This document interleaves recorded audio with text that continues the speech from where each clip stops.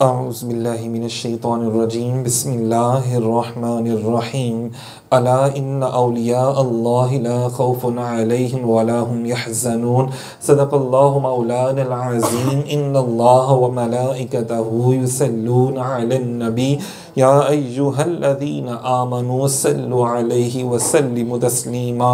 मोहब्बत से पढ़िएगा अस्सलातु वस्सलामु अलैका या रसूलल्लाह वाला आलिका व अस्हाबिका या रहमतल लिल आलमीन या खातमन नबिय्यीन या शफीअल मुज़नबीन या राहतल आशिकीन।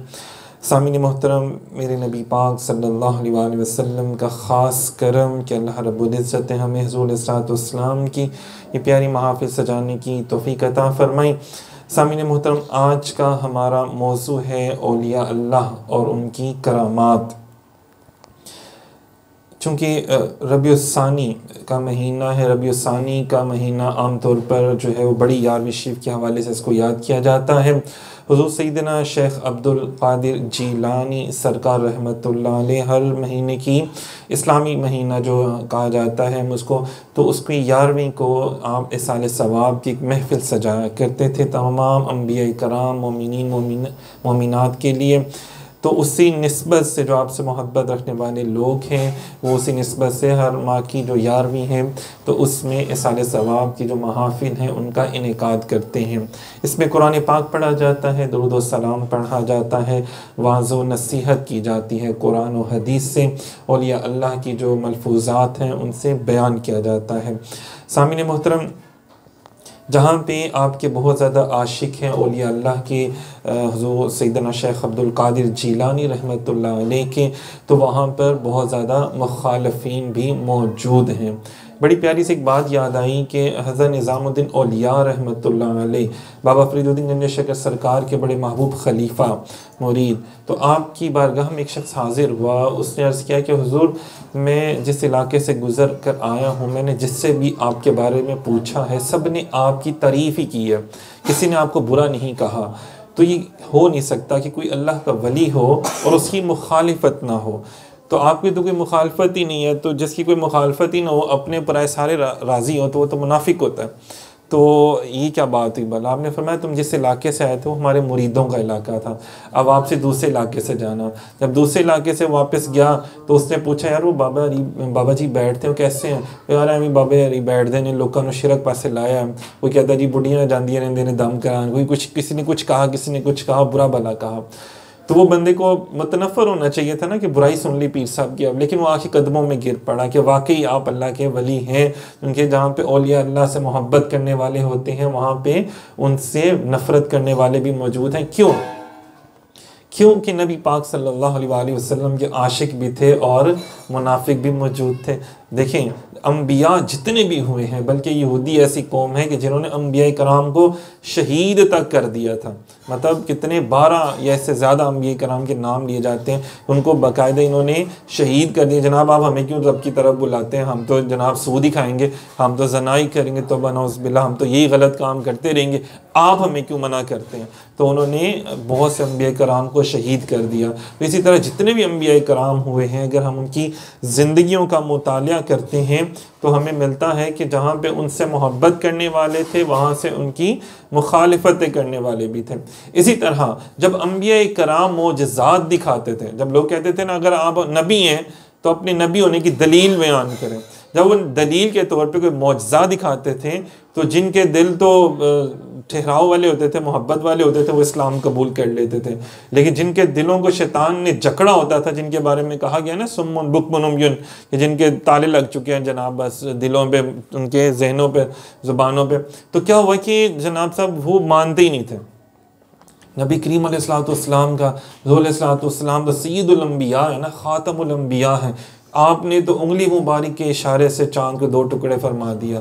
तो वहाँ पे जो आशिक थे, वो जो जिनके दिल जो थे वो अल्लाह ताला ने ईमान की तरफ माइल किए तो वो इस्लाम ले आए। लेकिन कुछ लोगों ने वहाँ पर भी कह दिया जनाब ये तो तौबा नौज़ुबिल्लाह माज़अल्लाह, ये तो जादू है, ये तो आँखों का धोखा है। लेकिन कुछ काफिले जो दूर दराज के इलाकों में गए हुए थे, जब वो आए उनसे पूछा कि जनाब कोई तुमने अनोखा वाकया देखा? तो उन्होंने कहा हाँ जी, कुछ दिनों पहले हमने एक बड़ा ही अनोखा वाकया देखा, आसमान पे चांद को 2 टुकड़े होते हुए देखा, एक दाएं चला गया एक बाएं चला गया, मतलब ऐसे हमने देखा। मतलब अगर देखा जादू होता तो जो सामने लोग होते सिर्फ उन्हीं के ऊपर होता, लेकिन ये देखिए जो मीलों दूर काफिले हैं, जो दिनों के फासले पे, क्योंकि उन दिनों में तो लोग पैदल सफ़र करते थे तो दिनों का फासला होता था। जैसे अगर आज हम लोग जाएं इस्लामाबाद तो जनाब साहब 4-5 घंटे में पहुंच जाएंगे, लेकिन अगर पैदल जाएंगे तो वो 2-3 दिन तो लग ही जाएंगे हमें जाते जाते, पैदल जाते जाते। तो हम देखिए जो इतनी दूर दूर थे उन्होंने भी देखा कि यार चांद 2 टुकड़े हो गया है। इसी तरह कितने ऐसे मौजज़ात हैं जिनको देखकर भी लोग इनकार कर देते थे। इसी तरह सामीन मोहतरम, नबी से अगर कोई ऐसी बात जाहिर हो तो उसे मौजज़ा कहते हैं। औलिया अल्लाह से ऐसी कोई बात जाहिर हो जो अक्ल से मावरा हो, जो अक्ल में समझ ही ना आ सके ना, जो अक्ल में समझ ही ना आए, शऊर ही ना आए। जैसे अभी माशाल्लाह से हैदर अली ने गौस पाक की करामत बयान फरमाई कि आप अपने कुछ साथियों के साथ तशरीफ़ लेके जा रहे थे हज़रत इमाम अहमद बिन हम्बल रहमतुल्लाह अलैह की मज़ार पर। थोड़ा अंधेरा था उन दिनों में, तो इलेक्ट्रिसिटी नहीं थी ना, तो क्या उससे कहते हैं दिए भी नहीं, दिए मतलब चलते थे लेकिन सड़कों पे तो कोई रोशनी नहीं होती थी, तो आप जिस पत्थर पर हाथ मुबारक रखते थे वो रोशन हो जाता था। तो वो मतलब आपके हाथ मुबारक की रोशनी में वो लोग चल रहे होते थे, माशाल्लाह से सफ़र कर रहे होते थे। तो ये देखिए ये आपकी करामत है, कितनी बड़ी बात है। लेकिन उस दौर में भी लोग करामात को झूठा कह देते थे और गलत इसको साबित करते थे। बहरहाल नबी करीम अलैहिस्सलाम कुरान पाक में हुजूर ने बयान फरमाया, अल्लाह रब्बुल इज़्ज़त ने बयान फरमाया, और फिर हुजूर अलैहिस्सलाम ने बहुत ज़्यादा अपने उम्मत के औलिया की भी करामात जो है वो हुजूर ने भी बयान फरमाया, उनकी मनाक़िब भी बयान किए। सामीन मोहतरम, अगर हम कुरान पाक में पढ़ते हैं हज़रत मरियम अलैहिस्सलाम, वो अल्लाह की नबी तो नहीं थी ना, वो नबी की माँ ज़रूर थी लेकिन वो अल्लाह की नबी नहीं थी। अब क्या हुआ कि उससे कहते हैं उनको बैतुल मुक़द्दस में, मतलब जहाँ पे लोग इबादत करते थे, तो वहाँ पे उनको एक कमरा दिया गया हज़रत ज़िक्रिया अलैहिस्सलाम जो अल्लाह के नबी थे उनकी निगरानी में, और वो वहाँ पे अल्लाह की इबादत करती थी। अब ये देखिए कुरान पाक में मौजूद है, और ये मुक्तदी नबी उनकी उम्मती हैं हज़रत मरियम अलैहिस्सलाम, अंदाज़ा कर लें। और नबी जो है हमारे सैयदुल अंबिया इमामुल अंबिया नबी पाक सल्लल्लाहु अलैहि वसल्लम। अब ज़रा ये बात गौर कीजिएगा कि इमाम का मुकाम ज़्यादा होता है, मुक्तदी का कम होता है। इसी तरह मुक्तदी के उम्मती का मुकाम कम होगा, इमाम के उम्मती का मुकाम जो है वो ज़्यादा होगा। मुक्तदी जो है उनकी उम्मती हज़रत मरियम अलैहिस्सलाम, ज़िक्रिया अलैहिस्सलाम भी मौजूद है। मरियम अलैहिस्सलाम अंदाज़ा करें वो उनको खाना दिया करते थे सुबह, मतलब सहरी और अफ्तारी के टाइम। एक मरतबा आप कहीं दूर तशरीफ़ ले गए तो वापसी देर हुई, जब अंदर गए कमरे का दरवाज़ा आप बाहर से कुंडी लगा के चले जाते थे, जब वापस आए तो देखा दरवाज़ा खोला तो सामने मरियम अलैहिस्सलाम मौजूद हैं और उनके लिए खाना भी मौजूद है, और खाना भी वो मौजूद है जिसका मौसम ही कोई नहीं है। देखिए ना, जैसे अभी मौसम नहीं है तरबूज का लेकिन तरबूज सामने मौजूद हो, इसी तरह जिस मौसम का फल ही नहीं है लेकिन वो फल वहाँ मौजूद है और आप खा रही हैं। तो उन्हें पूछा कि आपको ये फल कहाँ से मिला, कहाँ से आया? उन्होंने कहा जी ये मेरे रब ने मुझे अता फरमाया है बेमौसमी फल। तो वो नबी थे, वो समझ गए, तो उन्होंने वहाँ पर खड़े होकर दुआ की। उन्होंने नबी थे ना भाई, नबी तो कहीं पे भी खड़े होकर दुआ करें वो तो कबूल ही कबूल होती है, लेकिन अल्लाह के नबी ने वहाँ पर हज़रत बीबी मरियम अलैहिस्सलाम के हुजरे में खड़े होकर दुआ की, मौला जिस तरह तूने अपनी पाकीज़ा बंदी मरियम को बेमौसमी फल अता किए हैं, इसी तरह मुझे भी बेमौसमी फल अता कर दे। अब उनका बेमौसमी फल क्या था कि वो इतने बूढ़े हो चुके थे कि उनके घर में औलाद ही कोई नहीं थी। वो चाहते थे कि उनके घर में नेक सालिहा बेटा हो, मतलब नेक सालिहा औलादे नरीना की नेमत अल्लाह बाजिया मुझे अता फरमा दे। मालूम हुआ कि जहाँ पे अल्लाह के नेक बंदे होते हैं वहाँ पे अल्लाह की रहमतों बरकतों का नज़ूल होता है, और अगर उस नेमत उस रहमतों बरकतों वाली जगह पर खड़े होकर दुआ की जाए तो अल्लाह कबूल करता है। मतलब उन्होंने इधर दुआ की, उधर अल्लाह ने फरिश्तों को भेज दिया, क्या ज़िक्रिया आपकी दुआ कबूल कर ली और अल्लाह आपको एक बेटे की बशारत देता है और उसका नाम यहया होगा। अंदाज़ा करें, बस बड़े इबादत गुजार और बड़े गरिया जारी करने वाले होंगे। तो हमारे जो मुफस्सरीन इकराम है वो इस बात से ही बयान फरमाते हैं कि जो हम औलिया अल्लाह के मज़ारात पे जाते हैं, हम घर में भी तो नमाज़ पढ़ सकते हैं, हम कहीं पे भी पढ़ सकते हैं, लेकिन जब मस्जिद में जाते हैं तो मस्जिद की खैर व बरकत हमें अता होती है। इसी तरह जब हम मज़ारात औलिया पर जाकर दुआ मांगते हैं तो उनके जो मज़ारात पर अल्लाह की बरकतों का नज़ूल हो रहा होता है वो अल्लाह हमें भी अता कर देता है। तो उनकी ये जो हम पीरान आज़ाम की बारगाह में जाके दुआएं करवाते हैं तो अल्लाह ताला तो हमारी दुआएं हर जगह सुनता है, लेकिन चूंकि उन्होंने अपने रब को राज़ी किया होता है, और हुज़ूर से आज़म सरकार जैसी हस्तियाँ, दाता हुज़ूर जैसी हस्तियाँ जिन्होंने अपने रब को राज़ी किया और उनके ऊपर अपने रब की रहमतों बरकतों का इतना ढेरों ढेर नज़ूल हो रहा होता है, बारिश हो रही होती है, जब हम उनके पास जाके बैठते हैं तो अल्लाह हमें भी वो बारिश अता कर देता है। उसके कुछ छींटे हमारे ऊपर भी पड़ जाते हैं और हम कहते हैं यार बाबा जी के मज़ार पे गए तो बड़ा फैज़ हुआ, मेरा काम हो गया। जनाब वो दम करवाने के लिए गए बुज़ुर्गों की बारगाह में, तुम्हारा काम हो गया। वो क्या होता है, असल में उन्होंने अपने रब को राज़ी किया होता है। मरियम अलैहिस्सलाम ने अपने रब को राज़ी कर लिया था, तो क्या हुआ कि वहाँ पे उन पर बरकतें रहमतें नाज़िल होना शुरू हो गया। अभी वो नबी नहीं थी, लेकिन उनकी ये बात जो है ये करामत कहलाई जाएगी। उनकी बात जो है नबी से होती तो ये मौजज़ा होता, लेकिन देखिए नबी भी वहाँ पे खड़े होकर दुआ मांग रहे हैं। मतलब नबी का अकीदा ये है कि जहाँ पे बरकतें नाजिल हो रही हैं उधर दुआ मांगो जल्दी कबूल हो जाती है। हालांकि नबी बजाते खुद रहमतों वाले होते हैं, बरकतों वाले होते हैं। इसी तरह ये देखिए मिसाल है दूसरी आगे अगर हम चलते हैं, सूरह नमल में हज़रत सुलेमान अलैहिस्सलाम का बयान किया गया। सुलेमान अलैहिस्सलाम खुद अल्लाह के नबी हैं, लेकिन आपके जब मलका बल्कीस जो थी ना वो बड़े मीलों दूर रहती थी, तो वो जनाब साहब वहाँ से निकल पड़ी ना कि जनाब मैं सुलेमान अलैहिस्सलाम अल्लाह के जो पैगम्बर हैं उनसे मिलूँ। तो आपने अपने दरबार में सबको कहा कि भाई कोई है, ये कुरान पाक में वाक़या मौजूद है। लोग कहते हैं ना हमें कुरान पाक से दलील दें, तो कुरान पाक में ये चीज़ मौजूद है, कुरान पाक में हर चीज़ की असल मौजूद है। अब यही करामात अगर देखो हुज़ूर की उम्मत के औलिया करें तो नहीं मानते हैं लोग की, लेकिन अगर ये देखें ना दूसरी उम्मतों के औलिया अल्लाह से हुई तो लोग मानना शुरू कर देते हैं। अब देखो असल मौजूद है सब कुछ, असल कितनी बड़ी बात है। फिर भी अगर लोग ना माने, कहते हैं कि वो बंदा गुमराहों में शुमार होता है जो औलिया अल्लाह की करामात का सिरे से या तो इनकार करे या बिल्कुल ही ना माने उसको। तो ये देखें क्यों कि ये अल्लाह की उनके ऊपर रहमत है, बरकत है, ये अल्लाह का उनके ऊपर इनाम है। जो हम कहते हैं इनाम याफ्ता लोग, अनअमत अलैहिम, और मतलब अल्लाह नवाज रहा है और हम नहीं मान रहे, कितने अफसोस की बात है। मतलब हम ये अल्लाह से भी हसद हो गई ना, और आप खुद गुनहगार हो गए। तो देखें क्या वो शख्स जो है हज़रत सुलेमान अलैहिस्सलाम फरमाते हैं कोई है जो मलका बल्कीस का तख्त यहाँ पे उठा के ले आए। तो एक शैतान था, मतलब जिन था, शरीर था उसको, तो वो अफरीत उसका नाम था। वो खड़ा हुआ तो अर्ज़ किया कि अल्लाह के नबी मैं वो उठा के लेकर आ सकता हूँ। फरमाया कब तक? फरमाया हुज़ूर जब आपका दरबार बर्खास्त होगा तब तक मैं उठा के ले आऊँगा। तो आपका दरबार सुबह लगता था, दोपहर को बर्खास्त हो जाता था। आपने फरमाया नहीं मुझे तो जल्दी चाहिए। तो फिर वहाँ पे कुरान पाक ने फरमाया कि वहाँ पे एक शख्स खड़ा हुआ, एक बंदा खड़ा हुआ।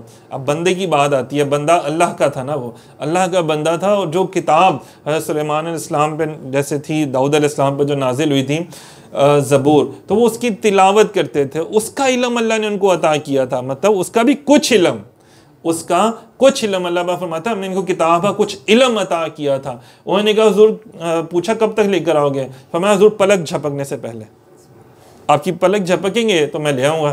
फरमाया अच्छा चलो ले आओ। पलक झपकी तो सामने मौजूद था। अब वो देखो वो तख्त जो था वो कितना बड़ा था। ये कोई किस्सा कहानी नहीं सुना रहा, ये अजीब व गरीब बात नहीं कर रहा। ये देखो कितनी बड़ी बात है। वो 80 हाथ बड़ा था, मतलब कितना फुट वो लंबा था, कितनी फुट चौड़ा था वो, लेकिन और उसके ऊपर कितनी जंजीरों से उसको बांधा गया था, और कितने ही मुहाफ़िज़ीन जो थे वो उसकी हिफाजत में मामूर थे। लेकिन अचानक वहाँ से गायब हुआ और यहाँ पे सामने मौजूद हुआ। अंदाज़ा करें। और अल्लाह फरमाते हैं हमने उनको किताब का कुछ हिस्सा अता फरमाया था, कुछ इल्म अता फरमाया था। मतलब उनको इल्म अता हो जाए सुलेमान इस्लाम की उम्मती को, तो वो पलक झपकने में लेकर आ सकते हैं। तो यार वो से आज़म सरकार रहमतुल्लाह अलैह की करामत क्यों नहीं लोग मानते कि जब आप एक मरतबा बयान फरमा रहे हैं, ऐसी नसीहत फरमा रहे हैं अपने स्टूडेंट्स को, तलबा को पढ़ा रहे हैं, पढ़ाते पढ़ाते एकदम हाथ आगे चला गया, हाथ जैसे आगे गया तो भीग गया, फिर वापस खींच लिया हाथ। अब लोगों ने, साथियों ने, बच्चों ने पूछा हुज़ूर ये क्या माजरा, आपने हवा में हाथ किया लेकिन आपकी सारी आस्तीन ही भीग गई है आपकी। तो आपने फरमाया तुम खामोश रहो, अपना सबक पढ़ो। तो कुछ देर बाद क्या हुआ, कुछ काफ़िले वाले आए और उन्होंने कहा जी हमने सरकार से मिलना है, सैयदना शेख अब्दुल कादिर जिलानी सरकार रहमतुल्लाह अलैह से। तो मैं क्या हुआ, अर्ज़ किया उनका शुक्रिया अदा करना है, हम लोग फ़लाँ इलाके में दरिया में मौजूद थे और दरिया में भंवर सा आ गया और हमारी कश्ती नज़दीक थी कि डूब जाए, तो हमने हुजूर का नाम पुकारा कि या शेख अब्दुल कादिर जिलानी हमारी इमदाद को पहुँचिए, हमारी मदद कीजिए, इमदाद कौन इमदाद कौन, तो हमारी मदद फरमाए, हमारी मदद फरमाए। तो गैब से एक हाथ आया और उसने हमारी कश्ती को सीधा कर दिया, अंदाज़ा करें, और जो डूबने वाले थे वो सारे के सारे बच गए। तो देखिए एक लम्हे में यहाँ पे बैठे हाथ कहाँ से कहाँ पहुँच रहा है, मतलब वहाँ से किताब का कुछ हिस्सा अता फरमाया था सुलेमान अलैहिस्सलाम के उम्मती को, तो पलक झपकने में ले आए। तो यहाँ पे तो इमामुल अंबिया की औलाद में से हैं हुज़ूर सैयदना गौस पाक रज़ियल्लाहु ताला अन्हु, तो उनकी शान का अलम क्या है कि एक लम्हे में क्या उससे कहते हैं वो ले आए। बहरहाल देखिए अल्लाह रब्बुल इज़्ज़त ने उनके लिए फरमाया सुलेमान अलैहिस्सलाम की उम्मती को कि उनके ऊपर अल्लाह का फजल था, उनके ऊपर अल्लाह का फजल था। लेकिन जब हुजूर की उम्मत की बारी आई तो अल्लाह ताला ने फरमाया महू आपकी उम्मत पे बहुत बड़ा फजल है, उनके ऊपर फजल है, आपकी उम्मत पर बहुत बड़ा फजल है। अब जिसके ऊपर फजल हो जाए तो वो लम्हे में लाखों मील दूर, कितनी मील दूर से चीज़ें उठा के ले आता है पलक झपकने में। और जिसके ऊपर बड़ा फजल हो, फजल कबीरा, बड़ा फजल हो, बहुत ज़्यादा फजल हो, तो उसकी शान का आलम फिर क्या होगा। आपने फरमाया कि अल्लाह रब्बुल इज़्ज़त ने ये ताकत, ये शान अता की है कि मैं पूरी दुनिया को अपनी हथेली पर राई के दाने की तरह उसको देख लेता हूँ, और जहाँ देखते हैं वहाँ पहुँचते भी हैं और इमदाद भी फरमाते हैं। इंशाअल्लाह ताला थोड़ा सा वक़्त है तो आगे भी इंशाअल्लाह ताला हम इसके और भी वाक़यात जो है वो बयान फरमाएंगे कि खुदारा औलिया अल्लाह से मोहब्बत करें, इनसे फैज़ हासिल करें, इनकी बारगाह में जाएं, हाजिर हों और बग़ैर मतलब ऐसे फजूल लोगों की बातों में ना आएँ। और औलिया अल्लाह जो है ये अल्लाह पाक इनको अपनी शान अता फरमाता है इंशाअल्लाह ताला। इसी तरह हुज़ूर गौसे आज़म सरकार की और भी करामात हैं जो इनका असल कुरान पाक में भी मौजूद है। उनके जो औलिया अल्लाह होते हैं ना, ये कभी कुरान और हदीस से बाहर ही नहीं जाते, ये कुरान और हदीस से बाहर नहीं जाते। ये देखिए ये शान है कि जिस तरह अल्लाह रब्बुल इज़्ज़त ने अंबिया में नबी पाक सल्लल्लाहु अलैहि वसल्लम को सरापाई मौजज़ा बना कर भेजा और अंबिया को मौजज़े दिए, हुजूर को सरापाई मौजज़ा बना के भेजा कि आपकी एक एक अदा मौजज़ा थी। इसी तरह नबी पाक सल्लल्लाहु अलैहि वसल्लम ने अपने बेटे, क्योंकि वो हुजूर की आल में से है ना, सैयदना शेख अब्दुल कादिर जिलानी हसनी हुसैनी सैयद हैं, तो क्या हुआ कि आपको भी अल्लाह रब्बुल इज़्ज़त ने हुजूर सल्लल्लाहु अलैहि वसल्लम का सदका सरापाई करामत बना दिया। क्या आपका बचपन भी करामत में था, इतनी करामतें बचपन में भी मशहूर हुई, जवानी में मशहूर हुई, फिर बुढ़ापे में भी। आप ये 91 साल की उम्र में आपने विसाल फरमाया, तो इतनी ज़्यादा बेशुमार किताबें लिखी हुई और आपकी ज़िंदगी जो है वो एक किस्म की करामात से मशहूर है, मतलब आपकी ज़िंदगी का हर लम्हा जो है उसमें करामत ही करामत है।